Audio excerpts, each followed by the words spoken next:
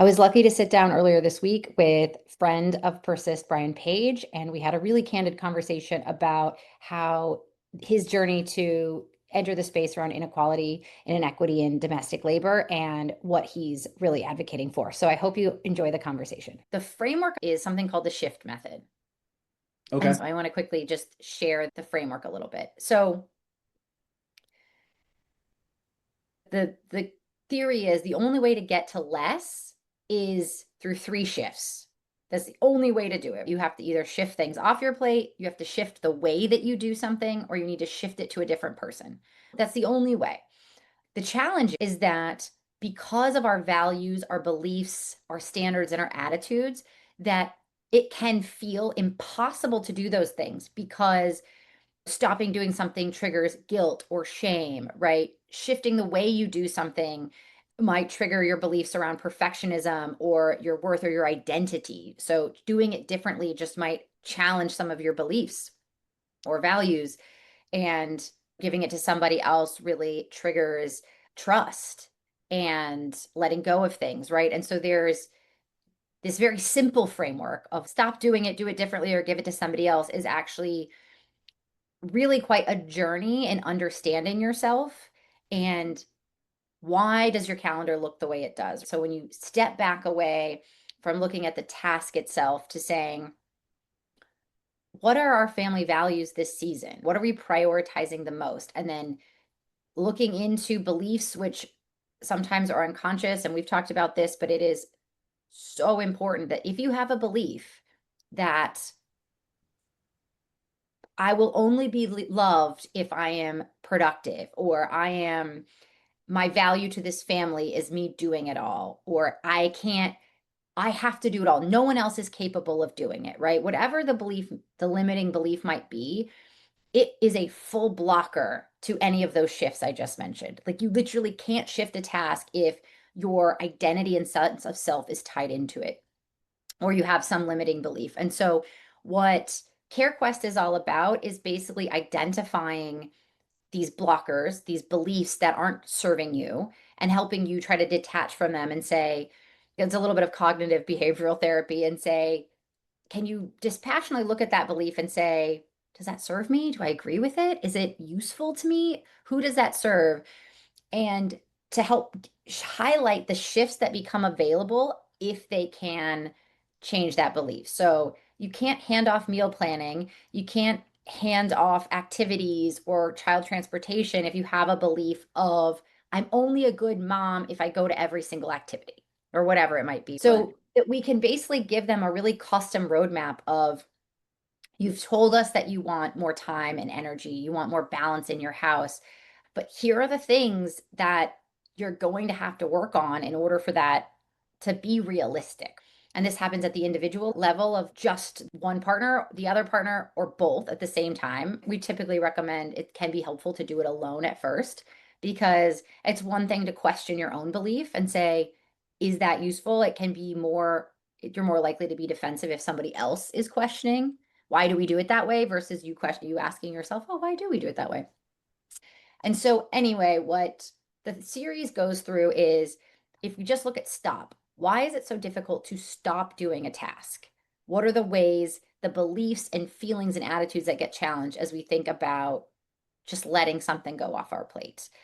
And then, similar with what we call shape, which is, why is it so challenging to change our standards on something, right? What does that challenge about us, both with ourselves and then also again with our partner? Why is it so hard for us to agree on a standard?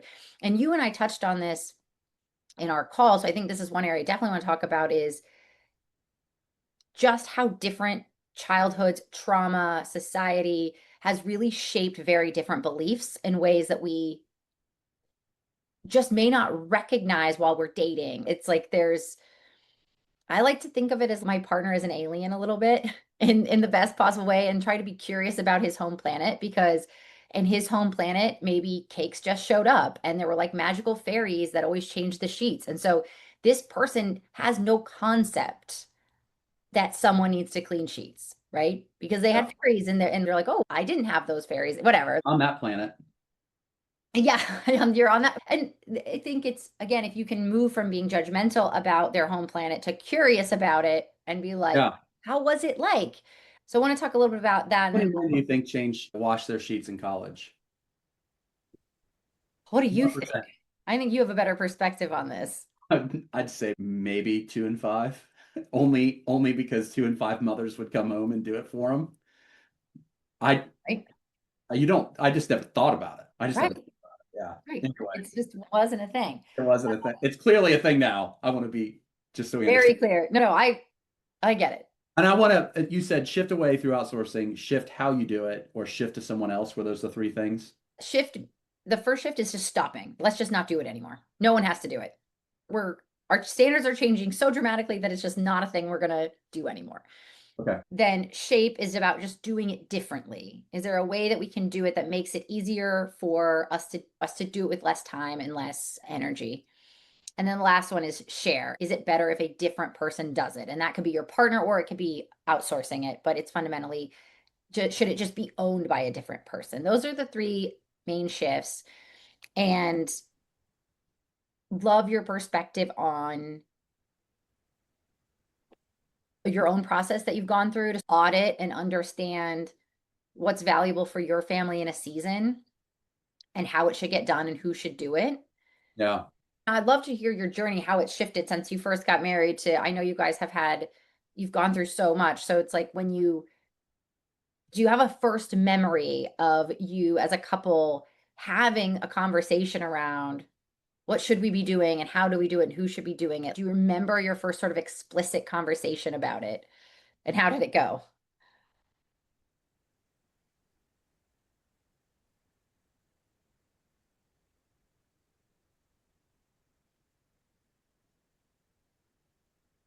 First time I remember actually talking about it was probably around our 20th year of marriage. Really? Yeah. Wow. Yeah. So, yeah, the first 2 years of marriage, so we had Christian really young. I had a sales job that I quit, and because I had a job to run a little soccer club, and it made sense for us because Hope had a job that was obviously during daytime hours. So then the coaching directing job was done either I could do emails during the day here and there, and then coach in the evenings. And then I went to grad school online because I couldn't go in person because I had to parent Christian during the day. So I did basically, I got up, I was responsible for Christian during the daily work hours. And then Hope got home, and then I went to work. And then I worked on weekends. And then I got home from that, I would do emails. And then around from 11 to 3 in the morning, I would do grad school online My God. for 2 years. And we bought a duplex right away. And I rented the other side out. And we had no real debt. So it allowed us to save a bunch of money. And we just kind of did what we could to survive. I don't know. I just can't remember any conversations about it. We just You did. were just like so in execution mode, right? You're just like tackling the thing in front of you, the thing in front of you. And Yeah. is there a tipping point? Did something happen that forced a conversation, or did the conversation start from a really healthy place? Like what finally started It was more of a shift. So I, the club that I was directing grew substantially. So we became the largest club in a three-state area. So Ohio, Kentucky, Indiana. We grew to be massive. And I was the only director who had another job. So my director job paid a lot more than my teaching job. I was a Milken National Teacher of the Year. And with that came like consulting. So I would do a lot of consulting in the summer. And then it was a lot of speaking engagements, which meant that I would fly somewhere to speak and have to do sub plans. And I did stuff like that for a decade. And I remember my wife would like, so I worked 80 hours a week for about 10 years. Is this when you got your ulcer? Yeah. Oh God. And yeah, I remember my wife would rub my shoulders. I just remember a moment of her rubbing my shoulders at 11:30 at night. I was on 4 hours of sleep a night for 2 straight weeks and just I just started sobbing. I was so exhausted. And I just remember I can't do this. I'm gonna die. And so she started to look at really focusing on her career. So it wasn't, oh, I need to chip in more around the house. Like I had no time. Yeah. And then I think like the first time we really started talking about housework was, and I always, and it's weird, but when it came to money, I always made we did it as a group together, but I always did the big financial decisions. Here's what I recommend. And she always went with it. And then she managed all the day-to-day finances minus credit cards. So I managed anything that revolved around building credit.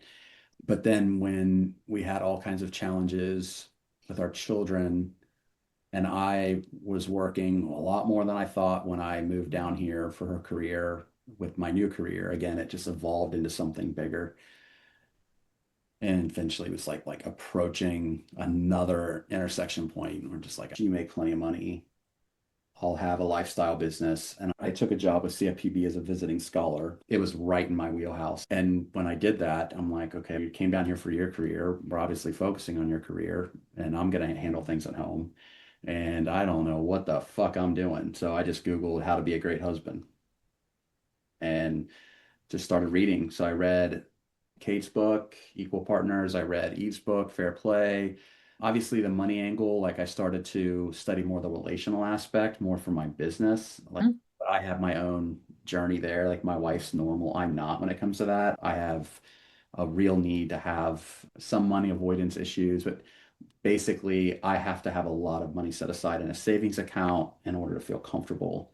So work through, we do a better job having money dates, having conversations. For the first time, like in the last 3 or 4 months, I'm like letting go. Like we're really starting to spend some money because frankly, my just scholarships with my kids, like they're doing great. And yeah, I just became like obsessed with better understanding what the blocks were and why people didn't approach managing the home as a team. And then some of it was guilt. Like on one hand, I don't feel guilty because I was working my ass off. It's not like I'm out playing golf, getting drunk with my buddies, like throughout our marriage. But on the other hand, I didn't appreciate a lot of the things that she was doing, particularly around the mental load and the weight that she carried for us in our marriage until A, I lived it, and B, I studied it. I probably apologize to my wife 5 times a day for 2 straight years. I'm sorry I didn't appreciate you for this or that, but I'm far more sensitive to it now. And like after experiencing all of those things too, like I enjoy helping people like work through those things, particularly when they were like us in the really busy stages of life. They need a life raft. And Yeah, for sure. yeah, so there, I don't know if that helps you. I don't know if I answered the question there or not. No, that's great. I want to add one thing. Yeah. This goes into, I think, how society shapes men. When Christian was born, literally everything that I did was literally about building wealth. 100%. Duplex, saving, great schools, every single thing was like, I'm going to build as much possible wealth as I can and put them, our kids, in the best educational environment I possibly can. That was it. And they went to an independent private school. That's a long story, but yeah. And And as you look back, because I've heard on this note, very different perspective as when men get to a place where they're looking back and would you make that same choice? Would you have said, oh, I would have balanced a little more time and connection? Do you feel like, and again, it's there's not a right or wrong answer. It's just saying, was that really the only way you were going to be able to do it comfortably anyway? Or would you give that same advice to other families? so I could dodge the question by saying I would never, ever recommend to another couple to do what I did, or to another man in particular, ever. In terms of working 80 hours a week and saying, putting that many eggs in a build wealth, best schools, on and on. And even when I was with my kids, so much focus was on like building them to be excellent. Like that pays dividends. I don't know, I'm sure you saw the LinkedIn post. My kid's got a 4.0 in economics, speaks fluent French. Somebody reached out about an internship at the Atlanta Fed. Like he's going to do great. My middle kid's flying planes. That's amazing. Yeah, Like it was.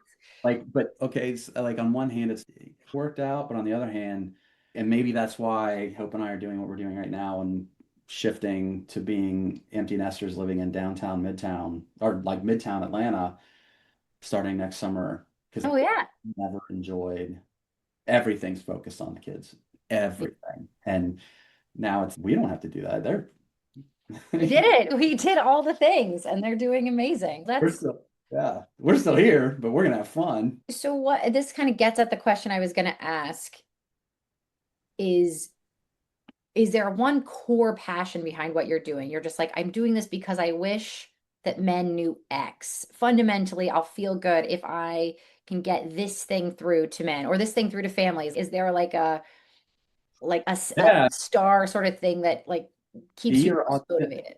be your authentic selves. Like I think I didn't. I was clearly uninformed. I was made assumptions. I defaulted into what I thought I was supposed to be, and I feel like that I really enjoy honestly doing a lot of things around the house. Like I wouldn't only want to do that. That would drive me No. back. I enjoy the look of appreciation and the words of affirmation from my wife for doing those things. And I think if there's one of my deep frustrations, which I'm going to, I think, recover from as a grandparent someday, is that so much energy was not poured into me enjoying being a dad. It was more of the obligatory requirements in my head, like best select teams, best whatever, best Mm. school, not, and then even the summers, like making sure they got their reading in. Like I wasn't whipping them or anything, but they did their reading, they did their math facts, they did all of these.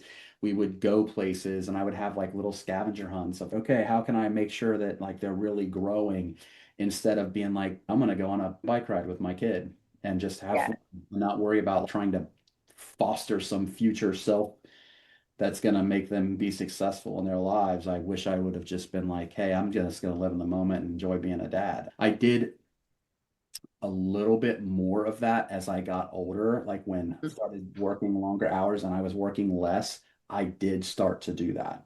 But there was probably like that 8 to 10 year period where it was not that way. I think that's probably one of the biggest things that parents feel right now is that there's so much pressure and a sense of obligation to set your kids up for success. And what does that look like? And there's so many opportunities now to invest in your kids and to get them involved. But then there is also a lot of priority placed on having creative free time and quality connection time. And you want your kids to be bored and you want them to read Right. it's but those things are opposed to each other. So I want to add one thing that's really important. I was vigilant about no real screen time. And I was very lucky that screens aren't the way they are now because it was just before it really exploded into being common. My kids are always the last ones to get any kind of iPhone, and none of them are addicted to screens. science is pretty proven. It's really bad for grown-ups too, though, right? Like the Oh, addiction, yeah. Oh, I right? totally agree. Yeah. It's I'm a not pretty perfect. common affliction for others. And I say this, I really try to hold Will and I accountable too, because we're like saying only 15 minutes of screen time or whatever. You can do this while we finish dinner or whatever. Sure. Yeah. And And moderation then is fine. An hour when you're out to dinner or something like that. Yes. but then we'll ask them to turn it off and we'll still be on his phone or I'll be Right. on my phone. And I'm Right. like, no, like that's so hypocritical. If we're Yep. saying they need to turn it off so that we can be present and that we can like communicate with each other and then we're distracted, Yep. that's I know. And there's a lot of excuses for grown-ups. It's like my work, my whatever. And it's like we have to be able, we can put down our phones. I have found that the only thing that works for me is to not say I'm going to put my phone down. What works for me is I replace it with something.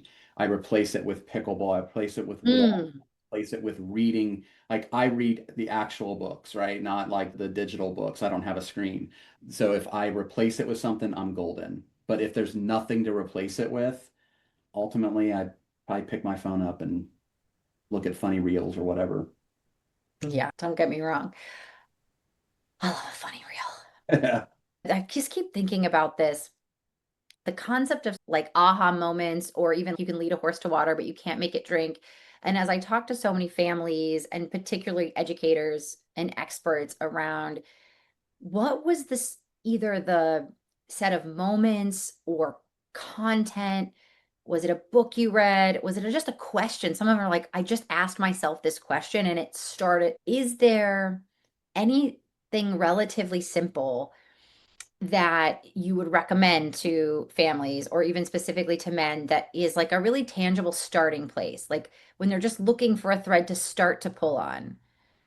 Yeah, I remember asking, so like I said, I read Equal Partners, which was really great. Partners. And, one of the challenges in this space is that without the lack of a better word, like there's some man hating, and that's not good. That's if you want a good way to kill a conversation with a dude about domestic labor, come across as a man hater. And Equal Partners does not do that. It's just really sensitive to the challenges that men face too. There's a lot of pressure to be breadwinners. And with that pressure comes like the idea like you got to work longer hours, which means women are filling the void at home. And that's a toxic The cycle. loop. Yeah, it's yeah. But I think to answer your question, it goes back to Kate. I had her on my podcast and she said, and when she said this, I'm like, oh my God, I've never asked this question to my wife. Just to ask your partner, what does the ideal partner look like to you? What's the Mhm. avatar? Describe it. Share that, and then have a conversation about it, and then flip the conversation to you. And I think a lot of people make so many assumptions about what they should be for their partner and what their partner wants, and that are just wrong. Mm. Particularly in the modern household, like women are earning the same, if not significantly more, in 45% of homes. Like, why would we assume that at a certain time in your life that your wife wants you to be the breadwinner and the wife wants to do more at home? Maybe that's the case. That was clearly the case in our marriage for a while. And it made sense because both my jobs paid more than what she was earning. So it was rational. And now it sucked for me, but it was rational. But that's not always the case. So I would just tell partners to ask each other, what does the ideal partner look like to you? Mhm. Invest it, and then figure out how to, and ultimately, like, And then really listen to the answer and try not to feel defensive, because that's the other thing right. is if you can ask that question with like genuine curiosity, you want to know and you want to listen to their answer. And I know that's hard. I like have to remind myself all the time because sometimes I'm just in a mood where I can receive information better than others. So I would say probably also when you're in the right mindset, but if you can ask it with real curiosity and really listen without feeling defensive, that I'm seems like a glad you mentioned that. Like obviously that's a deep question. It's not something you do after work where you're going through bills. You need to be, maybe it's a weekend away, maybe it's a dedicated morning where you're on a walk. Emotions need to be low. So low. conversation should be high. And like you said, you have to be an active listener. Like what really working to peel back the onion and not to think about what you want to say next. I'm glad you made that point.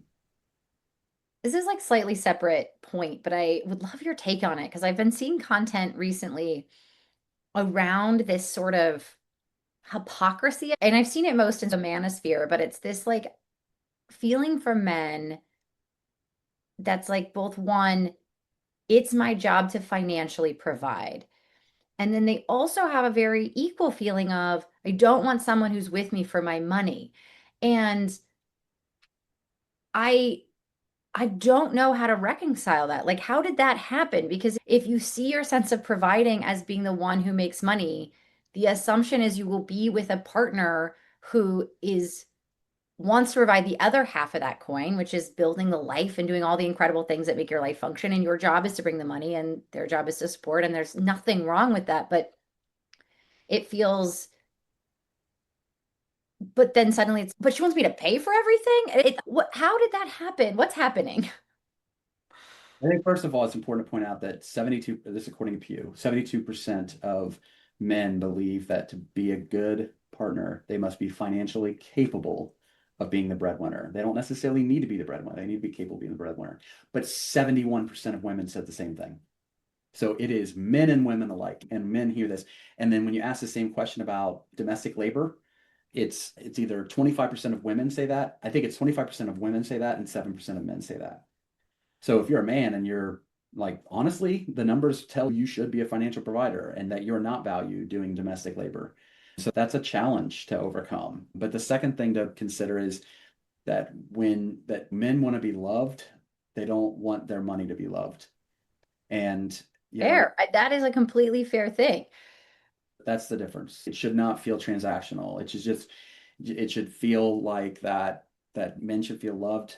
We all want to be And loved we and all want to feel loved for the for thing that makes us us. being whatever that and Yeah. being whatever the provider you are, right? Maybe you're the provider doing your fair share of the domestic labor. Maybe it's you make a bunch of money, but you're gone more often. Like whatever that may be, whatever you're bringing to the table in a relationship that's bringing relief to your partner, you want to be loved and appreciated for that. Yeah, I think that's fair. I'm noticing more and more now just how much people create their own loops, right? And so I see men that value themselves because of their money. And so they wear very expensive clothes and they drive the most expensive car and they talk about how much money they make all the time. They Sure. make how much money they make part of their identity. And then they are flabbergasted that they are attracting women who like them for their money. And it's a self-fulfilling prophecy. You have told the world that's your value. And so you are attracting people who have that as their value. And so it's it doesn't mean that you can't have money, but it's you have to understand that like people are going to pick up what you put out there a little bit. I think it goes back to a conversation about money can mask insecurity and that men who need to make a lot of money to feel confident in themselves just aren't confident. Yeah, I think that's a deeper issue that some men have to work through to become more confident in themselves and not allow a paycheck to determine their happiness. And I think that's it. I think across the board is what I'm learning for any gender is if your sense of identity and worth is tied to any form of external validation or production. So if you as a woman are Right. saying, my only value is if I work myself to bone around the house, my own people only Right. love me if it resting means that I'm not living up to something. You just set an unsustainable course because your identity is tied to that, whether it's making a bunch of money. How do we help families recognize when that's happening and be able to detach a little bit from an identity that's so tied to production or capitalism or care or even care, right? Women who have their whole identity be tied to care or men who have it's, Right. I'm trying to think of a scenario in which that's good. I you one of the anecdotes that you just provided speaks to our relationship where I remember my wife would never sit. And like part of it, like when I noticed that when I sit sometimes and she's not sitting, it actually stresses me out because I feel guilty or whatever. Mm. And and I think what we've done is just reframe the North Star of ensuring that we each have equal leisure time. So then she doesn't feel guilty about sitting. I don't feel guilty about watching college football and drinking bourbon with my buddies. And Which you shouldn't. I think guilt around rest and connection and friendships is I know it's sad. And a so lot of people sad. What the hell? Why are we here if not to and that's why enjoy these that's why I like moments? saying, like how is it that we can all work together to be as productive as absolutely possible to do the shit around the house that most people aren't like, oh, I can't wait to clean the toilets. Just how can we really align as a team to get all this done so we can have more leisure time and it's equal leisure time. And I want to be clear about leisure time. Like that does not mean that, and I feel like that women oftentimes do this where they might not be working physically, but mentally they're thinking through what they need to do right in the house. And that's not free time. That's the mental labor that you're doing. Free time is you are actively engaged in the moment and you are focused on enjoying that moment. That's free time. And I think definitions matter a lot. So I want to tell you a very quick story and then see if you have an example because I think for me and families is like when you recognize that your perception of an event is incredibly subjective and you have a moment of, oh, so there's a story that I've heard before of like a woman sitting at an airport and she's reading a book and she's reaching and grabbing a cookie and eating it. And she notices that the guy next to her is also reaching into the cookies and grabbing one. And she's, what? Luckily I'm such a nice person. Like he's stealing my cookies and she's whatever. I'm going to let it happen, but I'm so annoyed. She's feeling resentful. She's feeling angry.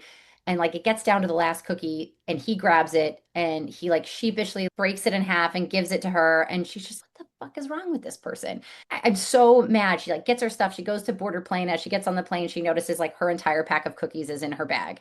And this entire time she thought that he was a cookie thief when she was in fact the cookie thief. And he was sharing and she like completely misunderstood it. So all of her feelings were created completely from an internal narrative based on something that wasn't even true. It wasn't even her box of cookies. And I use this idea a lot of, am I actually the cookie thief? Because you just don't know. Like perception is so unique and it's so biased. So have you had a moment or is there an anecdote you have that can also help people recognize when maybe their perception or their biases are like they're just not seeing things clearly? Yeah, I think just all of the dynamics around the question that men often ask, how can I help? And I see some like comic strips and some people would like criticize that. And if you're a guy who is married to someone who is literally does not want to relinquish for whatever reason, there's always good reasons, and it's not want to relinquish responsibilities. But you also look at your partner and you're like, oh my God, I feel bad. I want to help. And you ask, how can I help? Don't turn him into a monster. He just wants to help. But like when someone's reaching out and asking, how can I help? That is what that is someone who loves you and wants to help and not help. And I don't want this turned around like you wouldn't do it and you shouldn't help. You're an adult too. I hear that and it's It like, oh, turns into a lecture, it turns yeah, into a you fight. lost men. What you should recognize is that is in his language saying, I don't want you to have to do all this. This hurts me to see you doing this. It is an opportunity to have a conversation about equity, about starting to divide the tasks up in a way where ultimately you get to the point where you have equal leisure time. Using, like, I love this about Persist, using the Persist app just to diagnose what is happening in your home to quantify it. And then now that you have it quantified, to have a conversation about how to restructure the systems in your home to make things work better. Yeah, I think that's perfect. Awesome. Thank you so much, Brian. This was awesome. It was so good to see you as well. Yeah. All right, you rock. All right, I'm, bye. I'll see you. Bye.